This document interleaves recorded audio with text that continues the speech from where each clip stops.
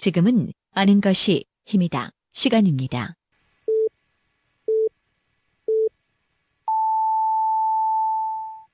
Welcome to the best podcast. Knowledge is power.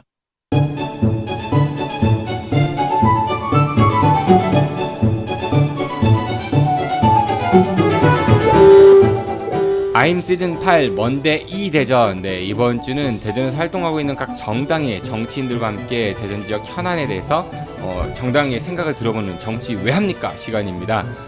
더불어민주당 성향의 김용원, 자유한국당 조성천, 그리고 정의당 김윤기, 이렇게 세 분의 당선 경력이 없는 정치인들과 이야기 나눠보도록 하겠습니다.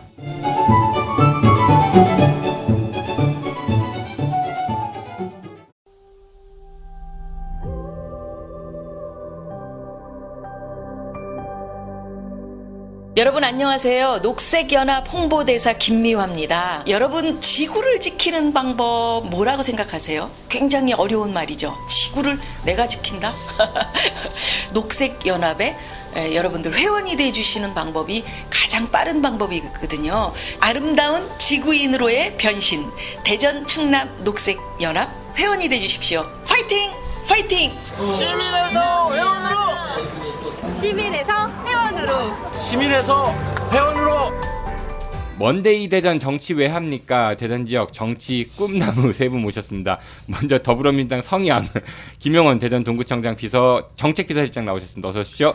안녕하십니까, 김용원입니다. 반갑습니다. 네, 그리고 자유한국당 소속 조성천 변호사십니다. 어서 오십시오. 네, 안녕하세요. 오늘 수험생들 고생하셨습니다.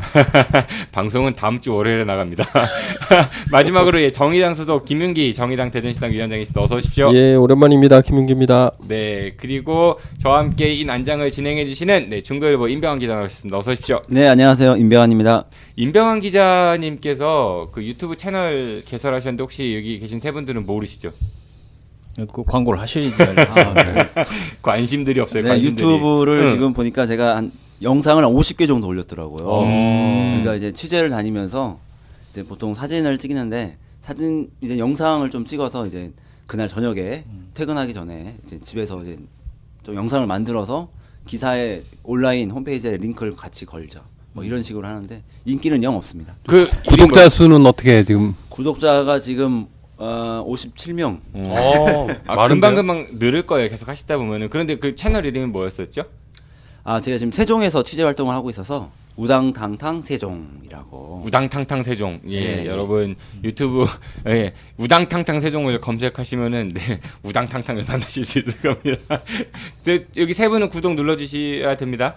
알겠습니다. 네네. 의무적으로 해야 되네. 네, 오늘이 그 시즌 8 먼데이 2 대전 정치편이 이제 마지막입니다. 오늘 방송이 이제 시즌 8이 끝나는데요. 시간 참 3개월이 금방 간 것 같아요. 네. 몇 번 하지도 않은 것 같아요. 그렇죠. 세 번째입니다. 세 번. 세 번째. 3-4번으로 끝나는군요. 네. 그 다음 시즌 때는 저희가 아마 그 내년 1월 정도에 찾아뵐 것 같은데 그때 세 분 다시 모실 수 있는 기회를 좀 제가 마련해 보도록 하겠습니다. 오늘은 우리 패널들의 요청으로 제가 주제를 정한 게 아니라 각자 다루고 싶은 주제를 하나씩 좀 들고 오신다고 해서 기다리고 있었는데 먼저 김용원 실장님께서 가지고 오신 주제 좀 얘기해 줘 보시죠. 제가 오늘 가지고 온 주제는 우리 그 단톡방에도 제가 올리긴 했는데 주제가 처음에 우리 김윤기 위원장님이 올린 거와 조금 겹치는 부분도 있을 것 같아서 그래도 불구하고 저는 오늘 그 최근 정치인들의 말과 행동 그리고 이런 사람들을 내년 총선에서는 어떻게 해야 될 것인지 우리 함께 고민하는 시간을 좀 가져봤으면 좋겠습니다. 어떤 사람들의 어떤 발언을 먼저 얘기해 주실 건가요? 뭐 특별히 누구를 짚어서 얘기하고 싶지는 않고요. 워낙 많다 보니까 워낙 많다 보니까 사실 국민을 대상으로 하는 발언인데 조금 심하지 않나. 그리고 최근 일부 정치인들은 아직도 국민들의 정서를 따라가지 못하는 그런 발언이나 행동을 하고 있지 않는가. 그런 측면에서 한번 우리가 같이 이야기하는 시간이 됐으면 좋겠다 싶어서 제안을 했습니다. 네, 계속 얘기해 주세요. 그 어떤 발언들을 우리가 대표적으로 생각해 볼 수 있을까요? 제가 지금 계속 얘기해야 됩니까? 예, 계속 얘기하세요. 네.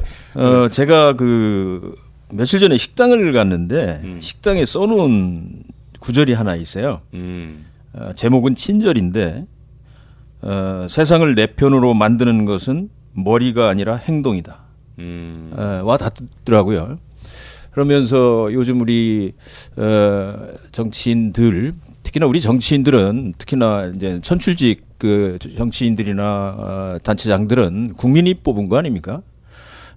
국민의 대표로서 역할을 하는 정치인이고 특히나 정치인들인데, 이런 우리 정치인들이 본인들의 감정에 너무 휩쓸려서 어떤 특정인에 대한 비하 발언이라든지 입에 담지 못할 발언 등을 또는 행동을 방송이나 혹은 우리 SNS 등을 통해서 난발하고 있는 것이 과연 국민들이 어떻게 바라볼 것인가. 네, 궁금해. 누가 어떤 발언을 했길래. 뭐 조성찬 변호사님 생각나시는 분 없어요, 발언? 저는 일단 우리 비서실장님 의견하고 약간 틀린 건데 저는 의도적으로 정치인들이 그렇게 한다고 보거든요. 노이즈 마케팅? 노이즈 마케팅 및 언론의 주목을 받기 위해서 일부러 한다고 보지 자질의 문제로 접근하기엔 약간 전 다른 차원에서 봅니다. 왜냐하면 그리고 그런 말을 하더라도 국민들로부터 지탄을 받는다고 생각하는데 공천하고는 또 다른 문제거든요. 당의 입장에서는 그런 발언을 또 요구할 수도 있기 때문에 국민의 시선과는 격리돼 있지만 의도적으로 하는 것이다. 저는 그렇게 봅니다. 근데 그것도 시선에 따라서는 그렇게 이제 말씀도 할 수 있는데 공천과 관계없이 저는 기본적으로 우리 정치인들은 공인으로서 우리 연예인들이 특히나 어떤 그 정서적으로 국민에게 맞지 않는 발언이라든지 행동을 하게 되면 상당히 많은 지탄을 받습니다. 그것도 노이즈 마케팅은 아니잖아요. 꼭 노이즈 마케팅을 통해서 본인을 일반 국민들에게 알린다는 그 자체 방식이 잘못된 거지. 그것을 공천을 위해서 그렇다고 저는 보지는 않습니다. 다만 아까도 제가 제기한 말씀은 뭐냐면 정말 우리 사회가 공정률 좀 많이 따지잖아요. 정당한 주제를 가지고 또 깨끗한 언어와 행동을 가지고 서로 정책을 가지고 이야기를 한다든지 어떤 개인을 무시하고 헐뜯는 그런 보통 우리 모르겠어요. 우리 학생들도 별로 쓰지 않는 이런 것들을 우리 공인들이 아까도 말씀드렸지만 요즘 학생들 말 얼마나 무섭게 하는데요. 특히나 그것도 공인들께서 무서운 친구들 아직 안 만나고 싶군요. 이거는 아니다. 우리 정서에도 맞지 않고 좀 김용원 실장이 굉장히 좀 그 뭐라고 해야 되냐 도덕주의자 이야기만 하셔가지고 좀 도덕주의자. 사례를 좀 예, 저는 듣고 싶어요. 김인기 원장님밖에 없을 것 같은데 사례 누가 어떤 있어요? 요즘 자유한국당 의원께서 민주당 대표 보고 중내 사내 이런 이야기도 했었고. 김재원 의원이 얘기했던 거예요. 2년 그 택시기사 얘기하면서 그거 어떻게 생각하세요? 우리 조성찬 변호사님 그 발언 어떻게 생각하세요? 의도적으로 했던 건 아니겠죠. 또 영입대상 1호셨던 분은 삼천교육대 얘기를 하지 않나. 어떻게 생각하십니까? 그거는 우리 조성찬 변호사님. 그런 의도는 아니었겠죠. 아니 제가 박찬주 전 대장의 인터뷰를 제가 들었거든요. 그랬더니 이분은 정신이 좀 없으시더라고.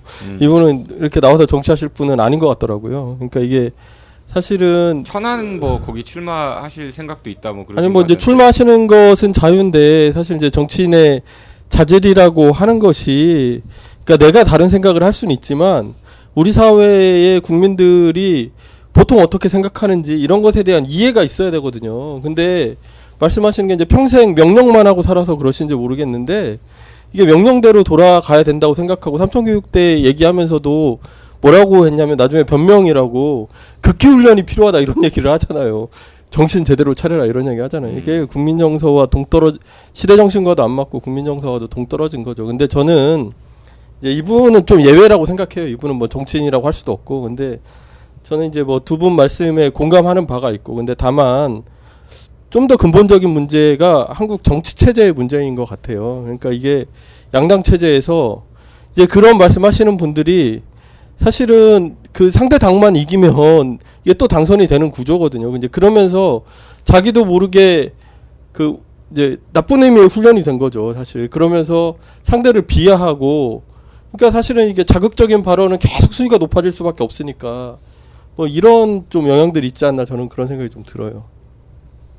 그래서 저는 개인적으로 뭐 항상 그 얘기를 했던 얘기지만 이제 그 우리 그 구 정치인들은 이제 좀 쉬시고 그동안 고생을 많이 하셨으니까 우리 꿈나무들 쉬시고 젊은 사람들이 또 새로운 환경을 만들 수 있도록 해주는 게 좋다고 생각해요. 왜냐하면 기성 정치인들 뭐 5선, 6선 뭐 이렇게 하신 분들은 어떻게 보면 타성에 젖어 있는 것 같아요. 우리나라의 이 국회 역사가 있잖아요.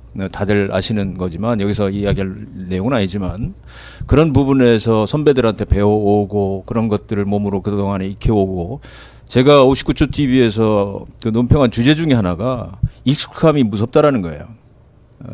내 몸에 그 익숙해져 있는 그 습관은 참 버리기 쉽지 않아요. 그게 당연히 맞는 줄 알아요.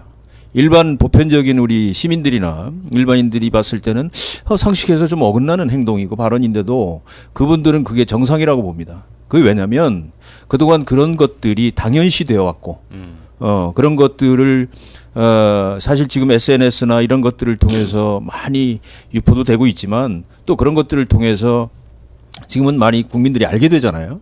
이제 그런 측면에서 봤을 때 제 생각은 그런 습관이 우리 그런 얘기 하잖아요. 오랜 습관 참 고치기 힘들다라고 뭐 담배도 그렇지만 저는 끊은 지 벌써 10년 됐지만 그래서 우리 이제 기성 정치인들은 후배들을 위해서 본인들이 입고 있었던 그런 그 낡은 옷들은 좀 벗어 던지시고 후배들을 위해서 뒤에서 역할을 해주셨으면 좋겠습니다. 정치인들의 그런 인성과 그다음에 막말 이런 문제들을 해결하기 위해서는 뭐 타성에 젖은 기존 정치들은 좀 이제 한 발 뒤로 물러나고 정치 신인에게 길을 열어줘야 된다라는 말씀이신 것 같고 그렇습니다. 우리 조성준 변호사님은 정치인들이 그걸 알면서도 그래도 그럼에도 불구하고 일종의 전술로서 주목을 받기 위해서 더 세게 얘기하는 그런 성향들도 있는 것 같다 이렇게 말씀을 주셨고 왜요? 뭐 추가로 이제 세대 교체 말씀하시니까 좋아요. 제가 개인적으로 세대 교체하니까 미소가 막 개인적으로 지금 현재 대전 시장이나 이제 구청장 같은 경우 3선밖에 이제 못 하게 되지 않습니까? 그래서 제가 만약에 이제 뭐 국회로 갈 수 있다고 하면은 네. 그 국회의원도 동일한 지역구에서는 동일한 지역구에서는 3번밖에 할 수 없게 하고 뭐 지역구를 딴 데로 옮겨서 하는 것까지 말일 수는 없겠지만 그 안은 제가 예전에 제안했던 건데 3선만 시키자. 그러세요? 네. 삼선이라도 시켜달라 이런 거. 일단 그 공천이라도 먼저 받으세요. 공천 먼저 받으세요. 삼선을 얘기할 게 아니라 그런 방안을 좀 법제화했으면 합니다 저는. 네. 그래서 저는 한 말씀만 더 드리면 우리 국회의원들이 제가 뭐 내년에 뭐 큰일을 한다 안 한다 그걸 떠나서 우리 국회의원이 되시는 분들이 우리 초선들은 그렇게 했으면 좋겠어요. 되신다면 우리 초선 마음에 있는 말이 막 나오는 거지. 된다면 내년에 이제 초선으로 뭐 입성하시는 분들이 많을 거 아니에요. 그러면 우리 초선만큼은 이번 한 번만 하자라는 생각. 4년 열심히 국민만 바라보고 열심히 한다는 생각을 하면 자연스럽게 오는 건데 그것을 나는 4년 끝나면 재선을 또 해야 된다는 욕심 때문에 또 언론에서 자꾸 사라진다는 그 불안함 때문에 그런 뭐 노이즈 마케팅이든 어쨌든 그것은 옳지 않다고 봅니다. 그래서 4년만 하고 국민 다시 평민으로 돌아간다는 생각으로 한다면 그런 것들은 많이 자제되고 서로 협력할 수 있는 분위기가 되지 않을까 싶습니다. 네, 그러니까 앞차 그런 뒤차라 측면에서, 이런 얘기 많이 하시는 거고 우리 김은기 위원장님은 그래서 결국은 연동형 비례대표제 돼야 본인이 가능성이 있다 이 얘기하는 거 아니에요? 야, 거대 양당 세력의 준연동형. 아니 뭐 자꾸 그렇게 말씀하시면 맞는 얘기긴 한데 어쨌든 뭐 이제 다음 시즌은 건너뛰고 그 다음 시즌에는 대전 초선 의원들 방송으로 아유, 그때는 불러도 안 나올 거면서 무슨 아유 의리가 있지. 의리가 있지 그 의리. 네. 아니 근데 이제 혁신이라는 게 결국은 사람과 가치관의 혁신이라고 저는 생각하거든요. 이게 두 가지가 같이 가야 되는데 그런 측면에서 보면 사실은 우리 정치가 뭔가 그 혁신의 계기를 맞이하면서도 사람이나 세력을 교체하거나 가치를 교체해 본 적이 별로 없는 것 같아요. 87년에도 사실 그랬거든요. 87년에 뭐 직선제 개헌하고 그 난리가 났는데 대통령 선거에 나왔던 사람들을 쭉 보세요. 촛불 이후에도 마찬가지예요. 박근혜 대통령 하나 쫓겨나고 고 측근 일부 쫓겨났고 나머지는 사람들이 다 그대로 남아 있거든요. 근데 그 말씀하셨다시피 그 체화된 게 어디 가겠냐고요. 그러니까 사실은 혁신이 안 되는 거죠. 쿠데타를 일으켜요. 그래서 그래서 이제 이번 총선이 중요하다. 연동형 비례대표제도 도입되어야 된다. 이제 이런 결론을 말씀드리려고. 알겠습니다. 임병환 기자님이 한 말씀 하시죠. 네. 저는 이렇게 정치인을 직접 만나서 오랫동안 대화해본 일이 시민들이나 저도 많이 없어서 저는 이제 구청장이나 시장님에 대해서 이렇게 만나게 되잖아요. 그러면 집무실을 한번 꼭 가보고 싶더라고요. 어떤 그분이 이렇게 항공 머물면서 어떤 스타일이 무엇인지 아니면 비서들과 대화하는 스타일 같은 걸 보게 되잖아요. 근데 이렇게 보면은 좀 진영 논리가 확실하게 있는 분들이 있으시더라고요. 어떤 시민들과 만났을 때 대화는 부드럽게 하더라도 내부로 와서는 저분이 내 편인지 아닌지를 확실하게 좀 구분을 딱 짓고 좀 업무도 좀 이걸 될 것처럼 얘기하다가 다시 이제 사무실에 들어와서는 이제 진영 논리에서 안면 탁 바꾸고 그런 분들을 꽤 보게 되죠. 근데 이렇게 제가 직접 지금 막 생각해봤는데 막말이 막 기억나지 않는 거는 그만큼 이제 시민들과 만날 때는 그만큼 좀 조심스럽게 얘기를 하고 있는 거죠. 알겠습니다. 네, 이 정도로 우리 김용원 실장님 준비하신 주제 얘기하고 시간 많이 갔습니다. 네, 두 번째는 조성찬 변호사님이 가지고 오신 주제 좀 들어보도록 하죠. 네, 저는 이제 둔산 센트럴파크에 대해서 한번 얘기를 해보려고 합니다. 반대죠? 네, 당연하죠. 네. 당연하죠. 네. 이 둔산 센트럴파크는 이제 작년 지방선거 때 그 헌태정 시장님의 공약이기도 했고 서구청장님의 공동 공약입니다. 뭐 개요는 그런 것이죠. 그냥 뭐 그 둔산동 일대에 있는 공원들 다 연결해 갖고 뭐 한다 이런 거잖아요. 네네네. 뭐 이제 도로로 공원들이 단절돼 있는데 공원들의 생태 녹지축으로 연결하자 이렇게 공간을 만들자 이런 의미로서 이제 뉴욕의 센트럴 파크를 뭐 벤치마킹해서 둔산 지역 이렇게 만들자 이런 취지야 얼마나 좋죠. 취지는 좋은데 일단 뭐 대략적인 것만 말씀드리면은 이제 가로축 세로축이 있는데요. 그런 거 안 궁금해요. 또 대략 말씀드려야 이게 이해가 되시거든요.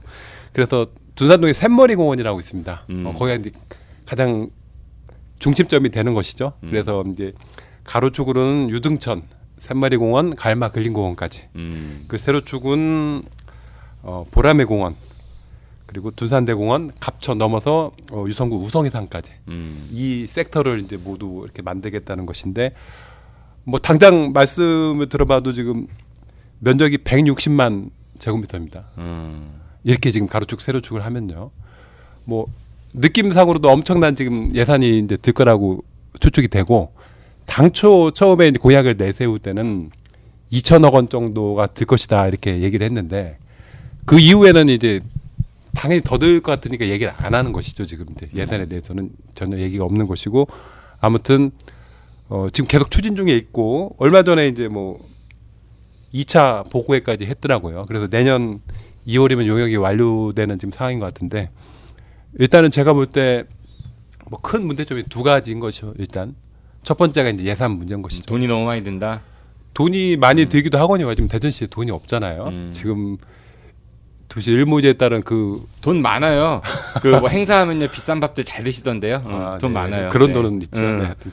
네, 지금 맨날 얘기하잖아요. 그 대전 방문의 해 그 발대식 서울에서 하는데 그 9만 원짜리 먹었다고 호텔에서 1인당. 야, 돈 많아요. 돈 없지 않아요. 그래서 하여튼 뭐 2천억 원 이상이 소요되는 것은 명백한데 어떻게 재원을 마련할 것인데 대한 대책이 지금 전혀 없는 상황이고요. 그리고 이제 뭐 다른 구 시의원들이 다 지적하고 있는 건데 왜 서구가 그래도 대전에서 최고 발전한 곳 중에 하나인데 이렇게 어느 정도 발전되는 것만 계속 집중적으로 발전시키냐. 균형 발전을 위배된다. 네, 그렇죠. 동구, 대덕구, 동구는 어떻게 할 것이냐. 그래서 한마디로 이렇게 얘기하시더라고요. 둔산동 주민만 대전 시민이냐. 뭐 여기에 이제 모든 문제점이 이렇게 나타나는. 그럼 만약에 둔산 센트럴파크가 아니라 도마 센트럴파크면 어떻게 하시겠어요? 정림 환영하죠. 환영. 일단은 뭐 주민들한테 도움이 되는지 또 대전시 전체적으로 균형 발전에 도움이 되는지 따져야 되니까요. 지금 지금 뭐 서구가 공원들이 엄청 많거든요. 많긴 하죠. 그걸 연결하고 안 하고에 따라서 뭐 미세먼지나 저감되고 이런 거는 제가 의미가 없다고 보고. 저는 개인적으로 뉴욕이니까 센트럴파크에 사람이 모이고 런던이니까 하이드파크에 사람이 모이는 거지. 그렇죠. 대전에 그런 게 있다고 사람이 모이지는 않을 것 같다는 생각이 들거든요. 우선은. 그러니까 이게 성격 자체를 그러니까 시설만 그렇게 갖다 놓는다고 사람이 모이지는 않아요. 분명히 우리 착각하지 말아야 될 것 중에 하나가 그러니까 보문산도 마찬가지인 것 같거든요. 우리 전에 보문산 얘기했지만은 그렇죠. 예. 전망대 이렇게 멋있게 해놓는다고 해서 이미 사람들의 눈높이가 뭐 상해에 있는 전망대도 가보고 여러 군데 남충희 위원장 그때 얘기했잖아요, 그렇죠? 거기에 맞춰져 있는데 안 넣은 분 얘기는 하지 말고. 그러니까 이게 좀 너무 그러니까 단편적으로 생각한 게 아닌가 이 둔산 센트럴파크에 대한 거는 저는 그런 생각 좀 해보거든요. 우리 김용원 실장님은 예 먼저 하세요, 김 위원장님. 재원 얘기하셨었는데 원래 공약은 이게 국가정원으로 조성하겠다는 공약이었어요. 그래서 이게 국가로부터 재원을 2달 받겠다고 했는데 그 얘기가 싹 사라졌죠. 예. 그 당시에도 이제 선거할 때도 이게 국가정원으로 지정될 가능성이 없다고 계속 이야기했지만 누가요? 제가 했죠. 이게 뭐 그냥 하는 게 아니니까 그 전국적으로도 한 군데밖에 없어요. 국가정원으로 지정된 사례가. 그래서 이게 그런 요건을 갖추기가 쉽지 않았는데 어쨌든 이제 그 얘기에 대해서 없고 그다음에 재원도 380억에서 2천억까지 엄청 뭐 이렇게 지금으로서는 종잡을 수 없는 수치들이 나오고 있고 근데 이제 의견이 비슷할 것 같은데 이제 그 서구는 이거 다 아는 이야기긴 하지만 시민 1인당 이제 이 공원 면적이 12.85제곱미터거든요. 유성도 7.24. 근데 이제 대덕구, 동구, 중구로 가면 2제곱미터 정도로 완전히 축소되는 거죠. 그러니까 사실은 도시가 그냥 두면 집중되는 현상이 벌어지잖아요. 살기 좋은 곳, 돈 많이 있는 곳으로 모이는 현상이 벌어지는 거고. 그러니까 정부라는 게 그걸 나서서 아까 뭐 이제 조성철 변호사님 말씀하신 대로 나눠서 이게 어떻게 균형 발전할 것인지 지금 필요로 하는 곳이 어디인지를 결정하는 게 정부가 나서서 해야 될 일인데 지금 뭐 이제 공원을 늘리겠다고 하는 것 자체에 대해서는 이제 반대하지 않지만 이게 지금 서구나 유성구의 공원을 늘릴 때이냐 뭐 원도시 활성화나 균형 발전에 대해서 늘 이야기하면서 사실은 저는 이런 걸 해야 된다고 생각하거든요. 시민들 곁에 접근하기 쉬운 곳에 공원 만들고 이런 걸 해야 되는데 이제 뭐 서구에다가 이런 걸 하는 것은 적합하지 않다 이렇게 보는 거죠. 예, 같은 성향의 네 우리 김용원 실장님은 네, 뭐가 같은? 그 허태정 시장과 비슷한 성향의 성향이 비슷한 건 아니고요. 이제 당이 이제 당의 지향성이 그런데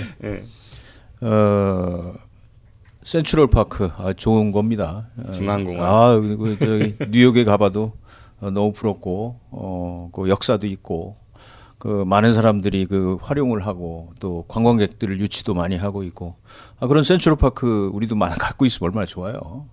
그러나 아까 우리 김 위원장께서 말씀하셨듯이 지금 해야 될 게 굉장히 많아요. 그거보다 정책이라고 하는 것은 뭐가 앞서 있느냐, 뭐가 더 먼저 진행이 돼야 되느냐. 돈을 예를 들어서 1조가 있다면 그러한 1조라고 하는 돈을 어떤 우선순위를 가지고 해야 될 것이냐. 그런 돈을 써야 될 때가 굉장히 많아야 되잖니. 지금 원도심이라고들 계속 얘기하시는 뭐 중구나 동구 같은 경우에 투자할 게 많아요. 근데도 야구장? 불구하고 그 얘기하면 자꾸 눈물 나오니까 얘기하지 마시고 지금이라도 뭐 생각을 바꾸셨으면 저는 뭐 삼상야구장 화이팅! 절이라도 하고 싶은데 어쨌든 뭐 그거는 쉬운 일은 아닐 거고 그래서 그런 그 공원들이 그 우리 시민들이 사는 그 바로 주변에 갖고 있는 건 당연히 있어야 돼요. 왜냐면은 지금 아파트들이 많이 들어서고 있고 그런 측면에서 바로 저녁 먹고 산책할 수 있는 부분이 별로 없어요. 제가 볼 때 아까 조 변호사님 말씀하신 그런 센트럴파크의 구성도 뭐 예산도 많이 들고 하지만 제일 중요한 것은 그 옆에 그 주변에 사는 주민들이 그 공원을 어떻게 쉽게 이용할 수 있느냐. 현재 있는 공원도 제대로 이용을 못 하고 있는데 그다음에 저희 동구 같은 경우는 지금 소재구역 쪽이 이제 개발이 됩니다. 대전역 뒤쪽이죠. 대동천 뒤쪽으로. 송자고택 있는 그쪽으로. 그래서 이제 그 송자고택 때문에 상당히 이제 개발의 난항이 있었는데 그 송자고택을 중심으로 한 주변이 지금 현재 서대전 공원의 약 1.5배의 공원이 만들어지기로 했습니다. 이제 그러니까 어떤 그 개발을 할 때 좀 그 공원과 같은 것들이 어떻게 그 시민들한테 도움을 줄 수 있는지를 고려를 해서 형식적으로 공원 만들지 말고 서울 같은 경우도 마찬가지예요. 수성도 마찬가지지만 이런 공원을 의무적으로 만들지 말고 제일 먼저 이 공원이 과연 주변에 있는 우리 시민들에게 얼마나 유용하게 활용될 수 있는지를 먼저 생각을 하고 계획을 세우고 개발을 해 나갔으면 좋겠어요. 필요는 하면 서구하고 유성구가 표가 많으니까 아무래도 그 정치인들이 광역자치단체장 같은 경우는 더 신경을 쓰지 않을까 그런 생각이 좀 들기도 하고요. 근데 이름을 센트럴파크로 한 거는 진짜 뉴욕에서 가져온 걸까요? 그런 것 같아요. 그럴 확률이 좀 높죠. 왜냐하면 뉴욕의 센트럴파크 같은 명품 공원을 만들겠다 이런 얘기들이 많이 회자됐으니까. 이름부터 너무 좀 부동산 심리를 좀 자극하는 느낌이 있잖아요. 뭐 이런 거 만들어지면 좀 아파트값이 좀 오를 것 같은 그런 심리인데, 근데 저는 이게 꼭 뭐 이게 원도심의 문제 뭐 이런 사안으로 보기보다는 도심에 공원을 하나 만든다는 차원에서 저희가 지금 정부청사 대전에 있는 정부청사 주변에 보면은 공원 빈 공간에 나무를 심어서 그냥 공원처럼 이용할 수 있는 곳이 있고요. 그리고 한밭수목원이 있잖아요. 그럼 주말마다 저희 아이들 데리고 거기 가게 되더라고요. 수목원에서 놀이터에서 놀고 좀 이렇게 광활하게 펼쳐져 있는 곳 뭐 이런 거에 욕구가 또 있고 또 이런 걸 보면서 저는 야 대전에 우리가 도심에 이런 공원을 가질 수 있는 어떤 이런 게 있어. 우리가 뭐 꼭 건물로 꽉꽉 안 채우고 우리 공원에 양보할 수 있는 이런 배려가 있다. 이런 도시야라는 어떤 자부심을 좀 느끼거든요. 근데 이런 뭐 이름이 좀 그렇지만 도심에 공원이 있다면 대전의 긍지를 좀 높일 수 있는 또 하나의 계기가 되지 않을까. 지금 두산 센트럴파크는 그 지금 한밭수목원 얘기하셨는데 지금도 있잖아요. 가시면 되는 거잖아요. 네, 그렇죠. 공원들을 지금 있는 공원들을 연결하고 도로를 없애겠다고 하니까 지금 문제가 되는 거죠. 그러니까 근데 지금 도로를 다 없애겠다는 거잖아요. 도심을 다 연결하고. 공원 조성이라는. 근데 우리도 좀 한밭수목원도 옛날에 엑스포 남문광장으로 이렇게 펼쳐져 있었던 공간이니까 숲으로 지켜냈지. 사실은 그거를 다른 용도로 혹시 사용했다면 그걸 공원으로 하는 건 상당히 좀 어려웠었던 거겠죠, 사실은. 그러니까 말씀하세요. 네, 그래서 근데 이건 더 무모할 수도 있겠지만 어떻게 보면 우리가 어떻게 가장 밀집도가 높은 곳에 이렇게 공원을 만든다라는 면에서는 어떻게 보면 되게 좀 도전해 볼 수 있는 사안이 되지 않을까. 근데 예산이 어느 정도 드는지는 제가 정확하게 지금 모르고 있지만 이렇게 한번 해보겠다 했을 때 시민들의 반응도 되게 중요할 거라 생각합니다. 그 둔산동 일대는 말씀들 하신 대로 공원이 굉장히 많이 있고 사실은 즐길 수 있는 공간도 이미 충분한 것 같은데, 그러니까 이게 대전에 아까 임병환 기자님 말씀하신 대로 명품 공원이 생겨서 자긍심도 생기고 뭐 대전 홍보라든지 이런 데 도움이 될 수 있다는 기대도 있겠지만은 제가 아까 말씀드린 대로 센트럴파크를 가기 위해 뉴욕을 방문하는 사람들은 없어요. 제가 봤을 때는 단언코. 뉴욕에 간 김에 센트럴파크가 유명하니까 거기를 가보는 거지 센트럴파크 때문에 뉴욕을 가는 사람은 없을 겁니다, 아마. 그러니까 마찬가지로 이것 때문에 대전 오거나 이럴 사람들은 저는 없을 거라 보거든요. 그리고 지금도 공원에 휑한 곳 굉장히 많은데 둔산에 그것도 이렇게 연결한다라는 게 과연 적절한 것인지 저는 좀 그 의구심이 많이 들긴 해요. 이제 뭐 그런 측면도 있고, 저는 이제 다른 측면으로 보면 허 시장님이 모든 사업을 토목 사업으로 만드는 재주가 있으신 것 같아요. 그래서 이를테면 혁신도시 문제도 이제 지구재정 이야기하면서 지역부터 지금 또 선정하려고 하잖아요. 사실 혁신도시가 어떤 공공기관이 이전할 것인지, 혹은 어떤 공공기관이 이전해야 대전의 이 미래와 잘 어울릴 것인지, 이런 논의들이 먼저 되고, 그러면 그런 입지는 어디로 가야 되는지 이런 게 순서인 것 같은데, 원도심에 하겠다라고 하는 이야기를 먼저 또 시작하고, 그래서 이게 오히려 그런 식으로 가면 이제 지역 내 갈등만 불러일으키는 거고, 저는 뭐 원도심이 된다 안 된다 이런 말씀을 드리는 건 아니고요. 그래서 이게 사실은 그렇게 되면 토목공사는 빨라지고 이게 앞뒤가 바뀐 거죠. 뭐 이런 식의 사업들이 너무 많은 것 같아요. 그래서 뭐 그 야구장도 그렇죠. 야구장도 결국은 또 다른 토목 사업을 불러오는 매개로서의 또 사업이 되기도 했었고 선상이 그래서, 됐어요. 뭐 계속 이렇게 되네요. 그래서 우리 시장님의 시정 방향은 이렇게 토목 시장이 되시는 게 방향인지 어쩐지 그런 생각이 자꾸 선상 얘기하시는데 그 선상과 관련해서는 제가 나중에 기회를 한번 주세요. 네. 그걸 주제로 해서 제가 할 말이 많으니까. 아, 예, 제가 그건 따로 드릴게요. 따로 초대해 갖고 특집으로 한번 해보도록 하시죠. 근데 이제 혁신도시 아까 그 원도심으로 그 주기로 했다는 소리 들으니까 반갑긴 한데 그 토목공사 해야죠. 그러나 가장 아까도 말씀드렸다시피 정말 우리 시민들에게 필요한 토목공사가 제일 먼저 해야 될 게 뭔지 케이블카 놓는 게 아니고. 그래서 그런 부분에서는 좀 같은 당의 생각을 갖고 있는 입장에서 좀 안타까움을 저도 갖고 있습니다. 뭐 잘 하시겠죠. 안타깝네요. 청춘을 돌려다오. 안녕하십니까. 여러분은 청춘하면 어떤 생각이 드십니까? 청춘학교. 청춘학교는 배움의 열정을 가지신 어르신들이 한글, 국어, 영어, 수학도 배우고 영화, 연극, 전시회 관람도 하고 스마트폰 사용법도 배우는 열린 배움터입니다. 배움, 나눔, 행복이 있는 청춘학교에서는 배움의 열정을 가진 학생과 재능 기부를 해줄 선생님, 그리고 후원자들의 참여를 기다리고 있습니다. 학생 무료, 선생님 무료, 후원회원은 유료. 기부금 영수증 발행됩니다. 전화 042-254-2007번이나 010-6620-8255로 연락 주시면 되고요. 자세한 내용은 다음 카페에서 대전 청춘학교를 검색해 주세요. 감사합니다. 네, 그리고 김윤기 위원장님께서 가지고 오신 주제도 좀 이야기를 해보도록 하죠. 네, 입시 관련한 이야기를 좀 하시겠다고요. 예, 이제 어쨌든 녹음하는 오늘이 수능 시험 본 날인데 혹시 수험생 자녀를 두신 분 안 계시죠? 네, 예, 없는 것 같네요.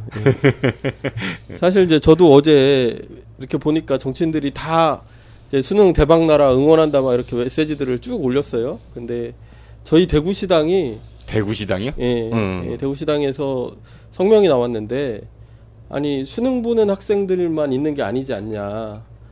학교를 안 다니는 학생들도 있고 특성화고 마스터고 뭐 이래가지고 수능을 치르지 않는 학생들도 있는데 이제 왜 투명인근 취급하냐는 이런 논평이 나왔어요. 그래서 제가 한참을 생각하게 되기도 했었고 또 이제 우리가 조국 사태를 겪으면서 또 여러 가지 문제 제기가 됐잖아요. 그래서 사실은 저는 이제 그러고 나서 나오는 논의들이 수시를 확대할 거냐 정시를 확대할 거냐 이제 이런 방향으로 갔는데 이건 이제 너무 지엽적인 얘기만 하고 있는 게 아니냐 이런 생각이 좀 드는 거고 결국은 이제 우리의 문제의식은 교육 불평등을 어떻게 해소할 거냐 기득권 문제는 어떻게 해소할 것이냐 혹은 지금의 이제 대학 사회열화 문제 조금 더 나가면 뭐 이제 직업별 임금 격차 문제 이런 것들까지 사회 이제 전반적인 개혁과 관련한 논의들이 함께 되어야 되는 게 아닌가 이런 생각이 좀 들었었고요. 그래서 이게 이제 어쨌든 수시냐 정시냐 이 문제로 축소되는 것 물론 이제 그 문제도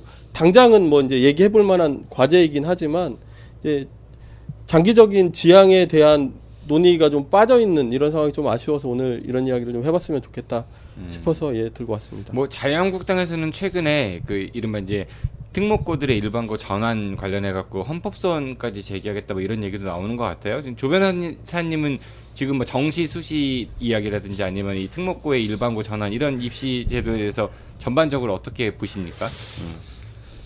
저도 그 김익 위원장 말씀처럼 이 정시 수시가 이렇게 엄청 의미 있다고 생각하지는 않고요. 지금 우리나라는 제가 볼 때는 학력이 굉장히 고학력 인플레가 돼 있다고 생각을 하거든요.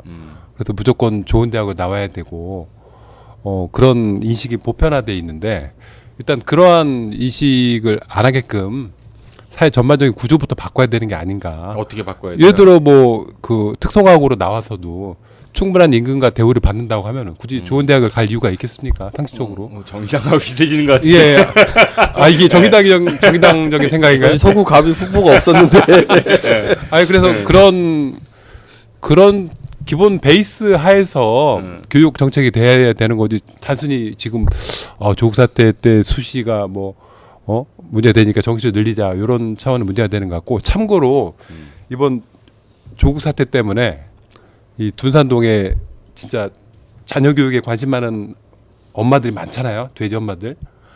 이번에 완전히 엄청난 돼지 엄마 발언 철회 안 하실 거죠? 철회하겠습니다. 네, 삐처리해 드릴게요. 네. 그냥 놀랐다는 거죠. 아, 우리가 너무 방심했구나. 우리가 강남 엄마들 따라가기에 역시 너무 턱없이 부족했구나. 이런 반성들이 진짜 했다는 거예요, 진짜. 아, 우리가 그래서 지금 서울에 집도 알아보고 몇몇 가구는 실제 얘기입니다, 이게 진짜. 아, 속상합니다. 그런 교육 현실을 보면은. 그렇기 때문에 이제 정시 확대 얘기가 좀 나왔던 것으로 이렇게 보는 것이죠. 네. 근데 이번에 보니까 교육부 장관 유은혜 교육부 장관께서 지금 발표를 하셨잖아요. 몇몇 현장에 계셨었어요? 아니요, 현장에 있지는 않은데 브리핑을 봤죠. 온라인 중계로. 그래서 교육감들과 같이 했는데 이제 일반고 전환하는 시점이 2025년이잖아요. 그래서 이제 그때 기자회견이니까 여러 질문들이 나왔죠.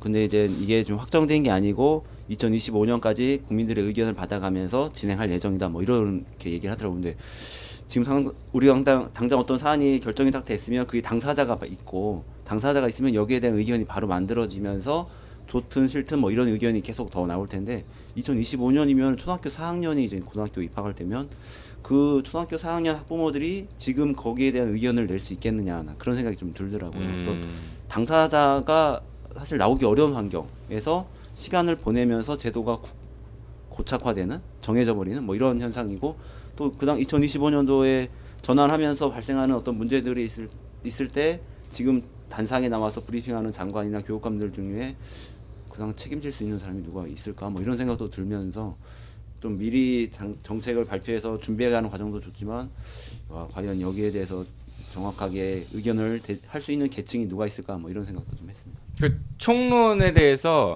반대하시는 분 아마 많지 않으실 것 같거든요. 그러니까 정시, 수시 이런 이야기들을 꺼내는 게 사실은 중요한 문제가 아니다. 그 이외 그걸 뛰어넘는 아까 말씀하신 뭐 사회 구조라든지 임금 격차, 학력 위주의 사회 뭐 이런 것들에 대한 개선이 필요하다는 거는 모든 분들이 아마 동의는 안 해도 반대는 안 하실 거라는 생각이 들거든요. 그런데 정부 입장에서 그렇다고 한꺼번에 뭔가를 할 수 있는 건 아니잖아요. 또 현실적으로 뭐 대학사회를 내일부터 파기합니다. 뭐 이렇게 할 수 있는 것도 아니고. 김영호 실장님은 어떻게 보십니까? 제가 교육자입니다. 교육자였기 때문에 또 대학에서 입학을 또 담당도 했었고 입학처에서 교육제도와 관련해서는 제가 할 말이 굉장히 많아요. 사실은 많은데 그걸 제가 혼자 다 얘기할 수는 없고. 교육제도에 대해서 하실 말씀이 더 많으세요? 선상여고장에 대해서 하실 말씀이 더 많으세요? 지금은 교육이 주제니까 네. 선상도 더 많고. 교육제도 참 어려운 문제예요. 좀 우리 미래를 이끌어 나갈 인재들을 키우는 그런 시스템을 지금 이야기하고 있는 건데, 우리 수시가 왜 도입됐는지를 한번 생각을 해야 돼요. 우리는 예전에는 이제 학력고사 한 번 봐서 학교를 갔단 말이에요. 과거에 노무현 정권 그때 만들어진 건데, 그때 수시는 워낙 지금과 똑같습니다. 사실 변한 게 없어요. 사교육이.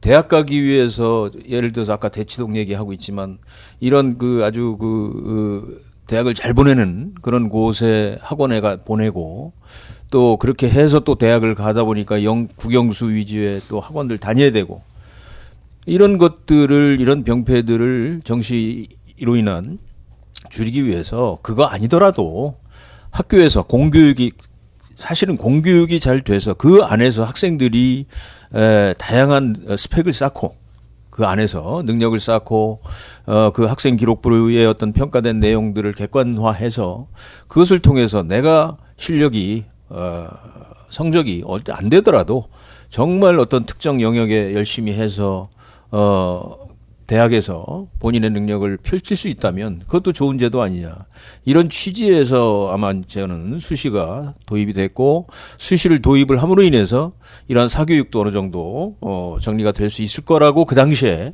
생각하고 전 도입한 걸로 저는 지금 판단하고 있습니다. 그러나 이 수시의 병폐는 갈수록 더 심해졌습니다. 사실은. 왜냐하면 국영수나 이와 같은 시험을 통해서 성적을 받는 것도 중요하지만 지금도 그걸 받아야지 또 갈 수도 있습니다. 갈 수 있습니다. 좋은 스카이 대학이라든지 특정 대학의 좋은 학과들은 수시에서 아무리 합격을 했다 하더라도 최저 등급이라는 게 있기 때문에 어차피 정시 공부도 해야 되고 스펙도 쌓아야 되고 이런 부분이 있다 보니까 사실 정시와 수시가 나누어져서 수시로 뽑을 때 가졌던 그런 취지는 지금은 완전히 바랬다고 생각을 합니다. 그래서 지금 당장 수시를 없애고 정시만 하자. 저는 사실 그런 주의자입니다. 그러나 그런 것이 쉽게 이루어지지는 못하고 이런 수시를 어떻게 보완할 것이냐가 굉장히 중요하고 정시를 늘리는 것에 대해서 상당히 반발을 많이 하는 교육계 분들도 계신데 그건 그렇습니다. 수시로 갈 수 있는 학생들이 지금과 같이 80%를 수시로 뽑는다면 그 학생들이 정말 대학에 가서 중고등학교에서 본인의 어떤 능력을 개발을 하고 그것이 과연 대학에서 실현될 수 있도록 이렇게 만들어준다면 그 수시도 의미가 있습니다, 사실은. 근데 그렇지 못한 현실이 되다 보니까 수시와 정시에 대한 이런 갈등과 토론이 많이 이루어지게 되는 것이고 엊그제 이번에 교육부 장관이 발표한 내용 중에 이제 자사고라든지 특목고 등 이런 평준화시킨 일반화로 전환한다고 하는데 저는 그렇습니다. 자본주의 사회에서 사교육을 일반 사립 고등학교에 보낼 수 있어요. 특정 능력이 있는 아이들은. 그러나 특목고가 만들어졌을 때 어떤 그런 취지들이 그 역시도 지금 바랬다라는 거죠. 과학고, 과학 영재를 키우기 위해서 과학고를 만들었고 또 외고 역시 마찬가지고 이런 어떤 초창기의 설립 목적이 지금 발휘되지 않고 대학 입시만을 위한 어떤 이런 과정으로 이런 특목고들이 활용되다 보니까 문제점이 많아지는 거고 또 중학교에서 이런 특목고를 보내기 위한 또 사교육이 또 만들어지고 자 이런 부분들이 지금까지 왔다고 보고 특목고를 일반고로 전환하는 문제는 이제 앞으로 25년까지 시간을 뒀지만 그 안에 조금 더 공론화를 시킨다든지 시민들과 토론을 통해서 맞춰 나가야 된다 이렇게 생각합니다. 특목고의 일반고 전환은 많은 분들이 좀 오해를 하시는 게 있는데 우선은 교육과정에는 손을 안 대는 겁니다. 학교 이름도 안 바뀌고 다만 먼저 선발권을 줬던 거를 안 주고 공평하게 선발하게 하겠다 이제 그런 거니까 그러니까 많은 분들이 그게 평준화되는 거 아니야 이렇게 생각하시는데 그거랑은 좀 다르다는 부연 설명을 좀 드리고요. 네, 김인기 원장님. 예, 이제 수시와 관련해서 말씀을 하셨는데 저는 사실 이제 어떤 제도를 도입하든 간에 이제 문제가 일어날 수 있잖아요. 그리고 있을 수밖에 없고 그런 측면에서 보면 이제 최근에 이제 투명성 문제라든가 이제 부모가 가진 영향력이 또 어떻게 작용하느냐 문제, 그다음에 이제 고교 서열화 문제 이런 문제들이 있긴 있습니다. 근데 또 한편으로는 어쨌든 이 수시 중에 학생부 교과 전형 이런 것들은 그래도 일반고에 유리하게 작용된다라고 하는 또 조사 결과가 있고요. 그러니까 사실은 지금 이제 수능 정시를 확대했을 때 벌어지는 부작용 또한 그에 못지 않다고 저는 보여지고요. 그럼 결국은 이걸 가지고 왜 이렇게 논의가 계속 되느냐라고 봤을 때 이 대학 입시 한 방이 너무 많은 걸 결정하는 사회 구조라는 거죠. 그러면 사실 이제 아까 말씀드린 인구 격차를 해소하는 방안도 있고, 근데 이제 어쨌든 대학 서열화를 해소하기 위해서 여러 가지 이제 제한과 제도들이 있었거든요. 그리고 실제로 문재인 대통령도 국공립대 네트워크 이런 부분들에 대해서는 굉장히 긍정적으로 이야기했던 적이 있었고요. 그런데 사실은 이런 것들을 쓰지 않으면 수시 정시를 가지고만은 이 논의가 종결을 맺기 어렵다라고 생각을 해요. 그래서 사실은 이미 대안은 20-30년 전부터 쭉 나와 있었던 거고, 그러니까 2004년에 민주노동당이 이제 교육 무상 의료 이야기할 때부터 같이 나왔던 대안들이 있는 거고요. 사실은 그런 대안들을 어떻게 연착륙해서 실현시킬 것인지의 계획까지가 함께 나오는 게 중요하다고 저는 봅니다. 그래서 이제 학벌 차별 금지법이라든가 국공립대 네트워크 그래서 공동 입학하고 이제 학사도 공동으로 학위도 공동으로 부여하는 뭐 이런 제도라든가 이런 것들에 대해서 적극적으로 검토할 때가 됐다. 이렇게 봅니다. 저는. 일단 그 수시 정시, 입시 제도, 교육 제도도 당연히 바뀌는 건데 일단 이런 그 입시 제도가 뭐가 문제냐? 대학 가는 거잖아요. 대학. 좋은 대학 가려고 하는 거 아닙니까? 뭐 의대 보내고 법대 보내고 스카이 보내고 죄송합니다. 이런 것부터 해결을 해야 돼요.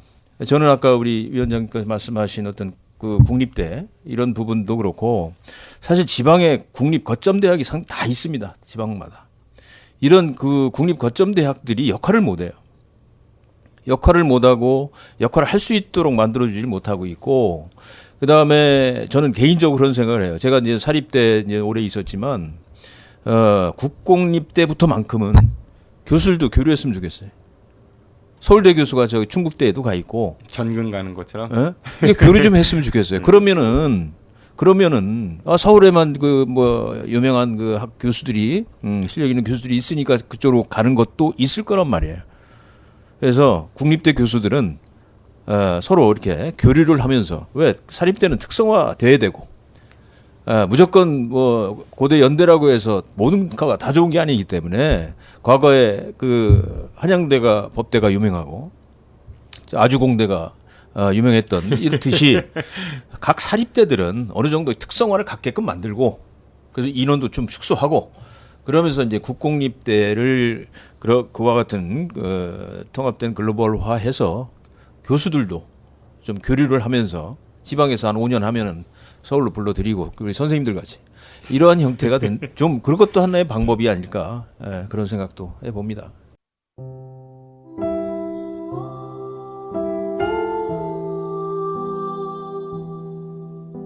세상에서 가장 긴 무덤. 산내 권령골은 한국전쟁 때 대한민국 군인과 경찰이 민간인 7천여 명을 불법적으로 학살, 안매장한 비극의 현장입니다. 평화통일교육문화센터는 산내 권령골, 대전 형모소터, 대전 원도심 일대에 남아있는 일제강점기 시대 흔적, DMZ 평화기행, 제주 4.3 사건 평화기행 등을 운영하고 있습니다.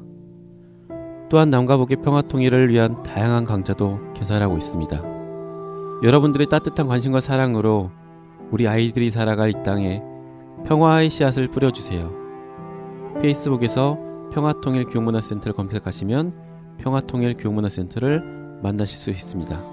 고맙습니다. 네, 이렇게 해서 아임 시즌 8 먼데 이 대전 정치 왜 합니까? 시즌 8 마지막 편을 마칩니다. 네, 어떠셨는지요? 네, 예, 뭐 짧은 소장정을 걸었습니다. 네. 아무런 감흥이 없으세요? 지금 인사 오늘 마무리하면서 어떠셨는지, 네네. 제가 마지막 발언했는데 또 제가 먼저 하라니까 더 해야죠. 아무나 먼저 하세요. 네. 재밌었고요. 오늘 또 조 변호사님이나 김 위원장님 또 임 기자님 까먹으셨어. 까먹진 않았고요. 임 기자님 이렇게 또 이런 자리를 통해서 또 서로의 생각을 또 알 수 있었던 계기가 됐고 이런 계기가 굉장히 중요한 것 같아요. 서로 토론하고 자기 생각을 또 이야기하고 하는 이런 부분들이 좀 다르겠지만 그래도 이런 자리에서 말씀을 나눌 수 있었다는 것이 저한테는 뜻깊었던 것 같습니다. 네, 말씀 잘하시네요. 조성천 변호사님 어떠셨습니까? 예. 지금 일반 국민들을 이렇게 많이 접하다 보면은 이 정치에 대한 불신이 굉장히 심하대요. 이게 뭐 당을 떠나가지고 뭐 민주당도 싫고 한국당도 싫고 여러 가지 두 당만 싫어하세요. 그래서 참 근데 이렇게 방송을 이렇게 하다 보니까 뭐 민주당 정의당 성향 가지고 계신 분들이라고 해서 뭐 저랑 특별히 다른 것도 아니고 다 국가와 국민을 위해서 나름대로 최선의 방책과 노력을 해보자 이런 취지니까 항상 뭐 어떤 처지에 놓이든 대화 소통을 통해서 계속 발전된 방안을 찾아 나가자 이렇게 생각이 듭니다. 시즌 8 방송 마친 소회 같으니까 자기들 정견 발표하는 것 같아요. 김인기 여자께서 어떠셨어요? 저도 정견 출마 선언해야 되나요? 이번 시즌은 유독 짧았던 느낌이네요. 그래서 어쨌든 다음 시즌에는 끼워 주시나요? 아, 그거 뭐 좀 지켜보도록 하죠. 네. 아, 꼭 뵐 겁니다. 근데 이 세 분은 예. 꼭 뵐 겁니다. 그 다음 시즌에는 이 당선 경력을 쌓아서 돌아오도록 하겠습니다. 제가 그 끝으로 그냥 조심스럽던 질문을 드려볼게요. 만약에 세 분이 내년에 아까 세 분의 발언 박수 치신 대로 초선이 되신다고 하면은 어느 상임위에 제일 먼저 가보고 싶으세요? 김인기 의원께서 먼저 말씀해 보실래요? 저는 국토위나 보건복지위원회. 아, 국토위. 알겠습니다. 조성재 변호사님은 아 저는 이제 국토교통부 사무관을 했었고 저도 이제 국토위가 일단 이명희님 동그래죠. 이분들이 국토위를 좋아하는구나. 네. 다들 건설 사업을 좋아하시네. 아 그건 아니고요. 네. 우리 예 시장님. 생각은 안 해봤는데요. 네. 뭐 교육자로서 교육 쪽도 좋은 것 같은데 남들 안 하려고 하는 곳 가겠습니다. 그 어디에 남들 안 하려고 하는 게? 제일 한노이. 한노인가요? 아 그것도 좋네요. 한노이도. 네. 알겠습니다. 그 꿈들 잘 꾸시고요. 일단 공천부터 받으시기 바랍니다. 제 생각을 말한다는 게 이게 제 양파 껍질 한 세 껍질 벗겨야 되는데 제가 벗겨지질 않네요. 이 말을 하면 이게 어떤 걸까에 대한 여러 가지 막 머릿속에 생각이 드는데 이 토론이 진짜 쉽지 않은 것 같아요. 근데 오늘 다들 말씀을 이렇게 잘 말씀해 주시는데 TV 토론에 가서도 잘 하시겠죠. 아직 멀었어요. 트레이닝을 좀 더 시켜야 후보가 돼야 나갈 수 있습니다. 다음에 임병환 기자님 다음 시즌 때 그 저희가 혹시 이제 그 출마 예정하시는 분들하고 집중 인터뷰하는 그런 프로그램이 생긴다라고 하면 저랑 같이 좀 하시죠? 아유 제가 짐이 될 것 같아서 오늘 몇 번 해보니까 짐이 무슨 말씀이세요? 네 시즌 고생 많이 했습니다. 안녕히 가십시오. 네 감사합니다. 감사합니다. 하겠습니다. 저는 수요일 웬스데이 2 대전에서 다시 찾아뵙겠습니다. 지금까지 진행의 정진호였습니다. 청취해주셔서 고맙습니다. 안녕히 계십시오. 아 웨백. 고맙습니다.